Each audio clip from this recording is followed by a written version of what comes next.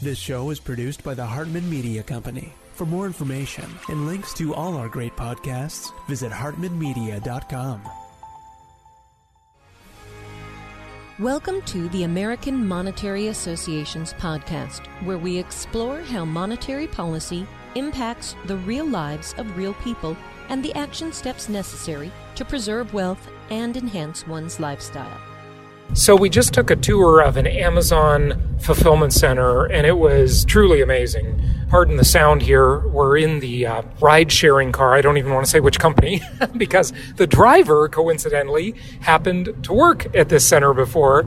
You know, we got in the car and said that we just took the tour, and, well, it's totally amazing. You know, Amazon has been criticized a lot about underpaying people, overworking them. I hear that some Amazon workers going through the warehouse will walk up to 15 miles a day, wear motion trackers, and if they don't move fast enough, their supervisors get on their case, and ultimately, I'm sure they don't keep their jobs if they're not.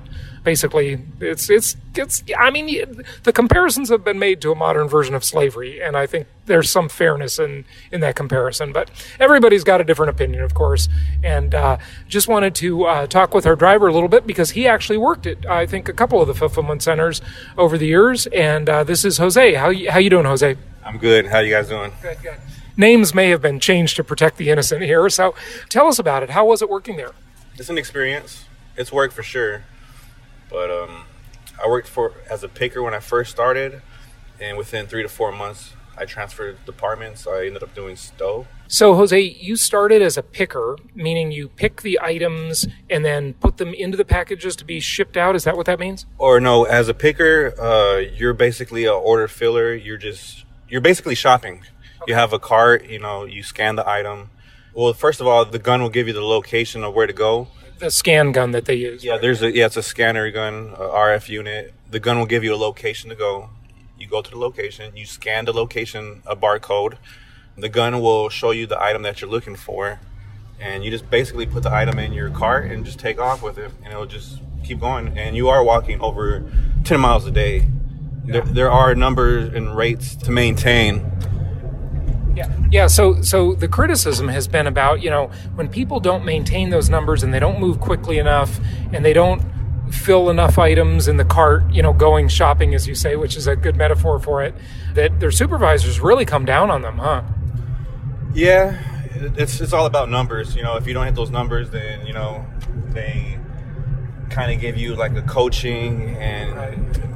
If it just goes on from there, it just gets escalated to first write-up, first verbal, then first write-up, and so on. Yeah. Our guy kind of sloughed that off because someone did bring that up, and then I chimed in with saying, well, they have to wear motion trackers, right? And he was just kind of like, oh, everybody works at their own pace, blah, blah, blah, which I thought was, he really avoided the question. Yeah, the RF unit, which is the gun, will tell you where you're at, and it'll track the last time you scanned the item.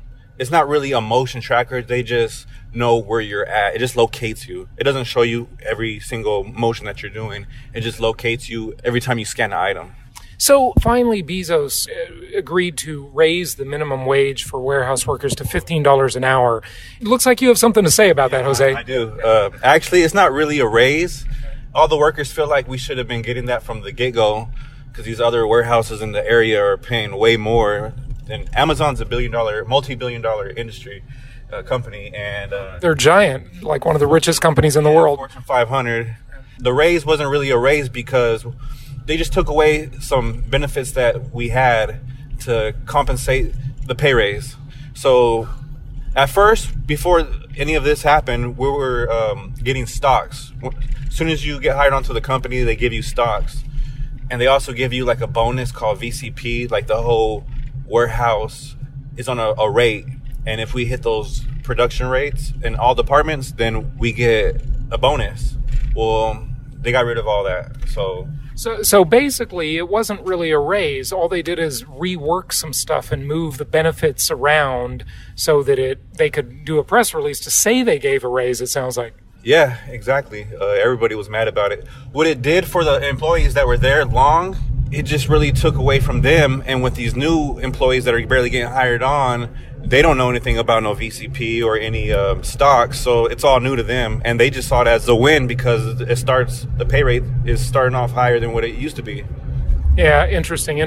What else can you say about working there? I mean, obviously you left, but would you recommend that job? Is it better? I mean, the comparison is always, the question is compared to what, right? Amazon is a super rich company, and I think people are making that comparison of, here we've got Jeff Bezos, even post-divorce, he's still going to be the richest man in the world, it looks like. So they're making the comparison with the success of the company versus what the workers are getting paid, saying, share the wealth, which is a reasonable argument for sure. But the other comparison one could make is, what would all those people working for Amazon have been doing before? Or if Amazon didn't exist, what job would they be doing? Would they be working at another kind of warehouse? Would that be better or worse? I don't know. Do you have any thoughts on that, Jose? I really don't have anything to say on that. I probably would be doing some type of collections or just a different environment. I wouldn't be in a warehouse, but yeah. So, and you're doing ride sharing now.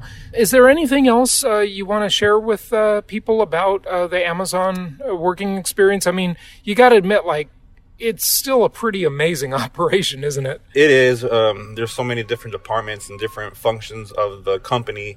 So if you're in one department, you're only seeing that one side. But once you get to a different department, you just see the whole process of how everything's done, from the product coming into the building and how it leaves the building. It goes through many different levels, from the ordering to it being picked, to going down all these different conveyors. There's conveyors going throughout that whole building, and that building's 3 stories, so there's millions of items in it. And everywhere you go in the warehouse, you're going to find something new.